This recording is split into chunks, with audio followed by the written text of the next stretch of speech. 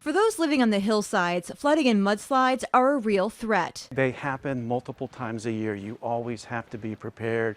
You got to be vigilant. And the lesson that I learned the most is that things change at a moment's notice. Altadena resident Paul Fedors is still not back in his house after flames from the Eaton fire tore through the back of his property, wiping out the vegetation that held his slope together. This burned, and it is just wide open. Then in February, flooding and mudslides coated his entire street in mud, even trapping an SUV. So from there, did everything I could in the short week and a half time to get the sandbags, put them in place.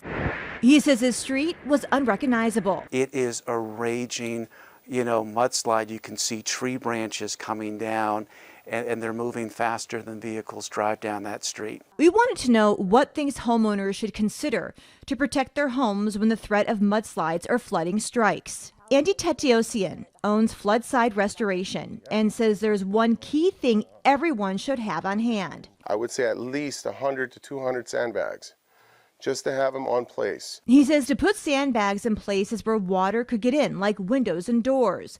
And if your home is against a hillside, he says put them there too. You're going to need a lot more sandbags to prevent the soil from coming up from above and coming and falling down from here. So you have little loopholes of water coming in from here. You're going to want to layer those up a little bit more. Retaining walls are also a good defense. These are preventing the soil from actually collapsing and falling into the floor over here. Very good.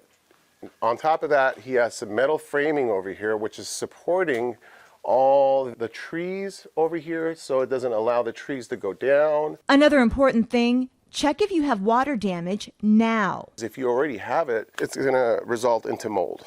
And then that's the one thing that we want to prevent is the mold, dry rot, and all that other stuff, because that also ruins just like fire. Water damage is as damaging as fire is. You can't stop Mother Nature, but being prepared is your best defense. It's something Fedors says he's learned through this experience. I need to make sure that I'm using materials and I'm using strategies that set me up not just for rebuilding, but for the next disaster. In Altadena, Lauren Posen, CBS LA.